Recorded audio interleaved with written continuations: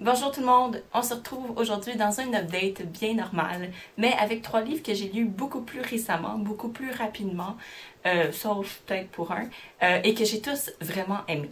Le premier, c'est le deuxième zine de Roxane de Carufel sur Etsy, sur YouTube aussi.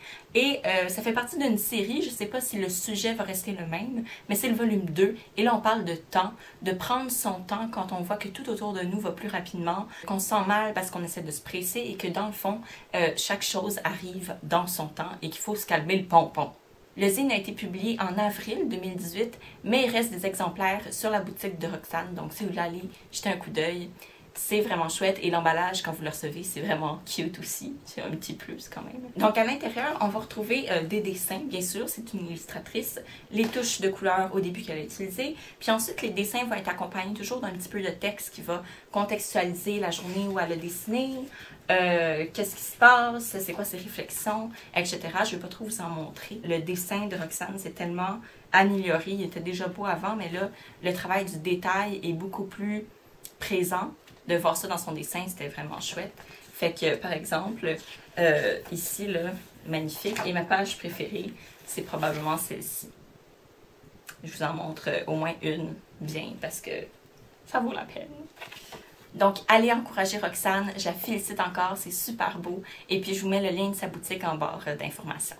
Ensuite, on a Outlander de Diana Gabaldon. Je l'ai commencé en 2017, puis on est en 2018, fait que ça fait longtemps que je le lis. Sauf que, genre, les dernières 300 pages, je les ai lues cet été dans un temps assez rapproché. Donc ici, il s'agit du 3e tome, Voyager, donc le voyageur.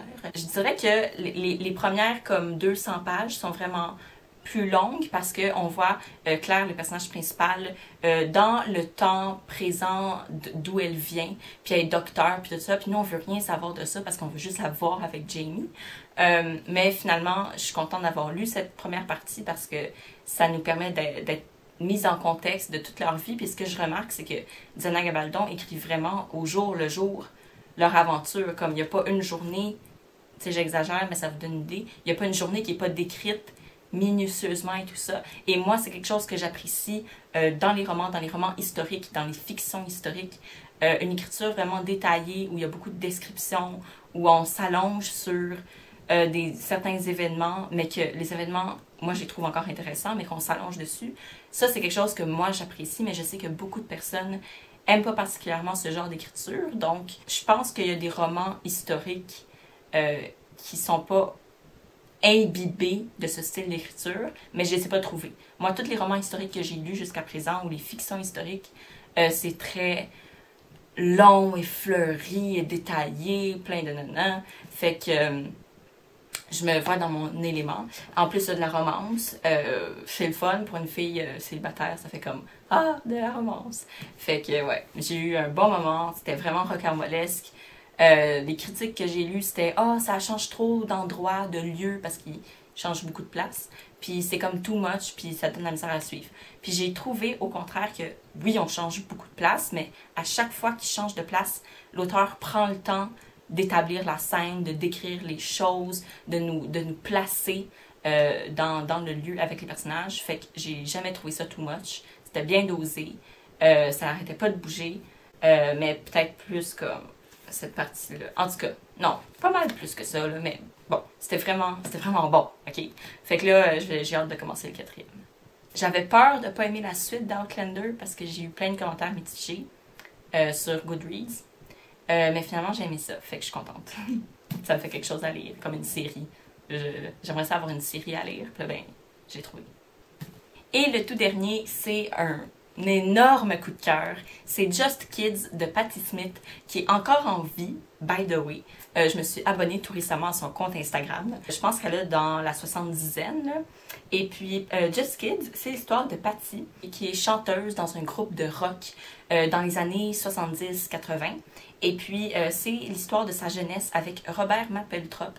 Pour ceux qui ne le connaissent pas, peut-être que l'exposition sur lui vous dit quelque chose si vous êtes allé au Musée des Beaux-Arts l'année dernière. Sinon, Robert Mapplethorpe, c'est un artiste qui fait beaucoup de photos de nus, mais genre BDSM, sur les homosexuels, va lier beaucoup le sacré du religieux, vu d'une manière esthétique à différents objets, des bijoux, des installations. Il vient d'une famille vraiment religieuse. Lui-même est assez croyant, mais il va utiliser la religion d'une manière esthétique. Ils passent leur adolescence puis leur temps de jeune adulte ensemble. Puis c'est vraiment poignant parce que les deux viennent d'une petite ville, puis là, ils vont se rencontrer par hasard à New York, mais ils sont pauvres, puis essayent de percer. Patty, ça va lui prendre plus de temps à, dans le fond, trouver quel milieu artistique elle aimerait investir. Est-ce qu'elle veut écrire? Est-ce qu'elle veut jouer de la musique? De la poésie ou des romans? Tu sais, c'est comme... elle prend plus de temps à chercher, alors que Robert, à côté d'elle, l'encourage et l'aide à découvrir qui elle est, parce que lui, il est persuadé que c'est un artiste et qu'il est sur Terre pour ça, et qu'il faut juste que les gens finissent par le reconnaître. Fait que lui, son estime de lui, elle est jamais ébranlée, elle est forte et puissante, c'est juste une question de reconnaissez-moi, tu sais. Fait que les deux ensemble, ils vont vivre dans une pauvreté assez notable, parce que même s'ils arrivent à se trouver des appartements, ben, ils sont miteux, puis Robert va faire le ménage à chaque fois, puis Patty va décorer, puis il faut qu'il travaille un peu par-ci par-là, parce que pour payer le loyer, mais ça arrive flush, il y a des jours où il ne mange pas, puis fait que de voir la vie d'artiste mélangée avec la vie de quelqu'un qui essaie de survivre, hein, parce qu'ils sont beaucoup en survie au point de vue matériel et tout ça. Tout ça, c'est devenu un canon, c'est devenu un stéréotype de l'artiste qui a faim et qui est pauvre. Mais de le voir en vrai, de voir que ça a été vécu vraiment par certaines personnes qui ont mon âge, puis même qui ont vécu ça plus jeune que moi, ben c'est vraiment inspirant. Je sais pas si c'est mauvais de dire ça, mais ça m'a vraiment inspiré à travailler fort, puis à croire en moi, même quand ça va pas bien ou que si on a... Hein. Il y a des photos en plus, parce que Robert fait aussi la photographie. Robert, mon ami Robert.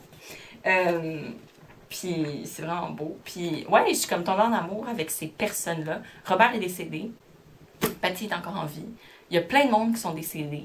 Ils ont vécu pendant la période des 27, là, où il y a plein d'artistes qui avaient 27 ans qui sont morts la même année ou morts tous à 27 ans.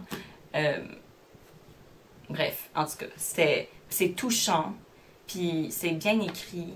C'est écrit un peu journalistique, là, fait que simple, mais elle a une manière de nous faire voir les choses, comme si on écoutait un film ou qu'on était dans une immersion. C'est vraiment bon, je vous le conseille. C'est vraiment... J'ai beaucoup d'amour pour ce livre-là. Mon cœur est là-dedans. Donc voilà, c'était tout pour mes 3 livres de l'été. J'espère vraiment que je vais vous avoir inspiré à lire Just Kids. Ça vaut vraiment la peine. Puis je l'ai lu en français. Je l'ai lu en traduction française chez Folio. Puis la traduction est bonne. Ça me donne pas envie de cringer. Fait que je vous le conseille. Bref, bonne journée, bonne lecture. On va se voir dans une autre vidéo. Et puis voilà, bonne journée.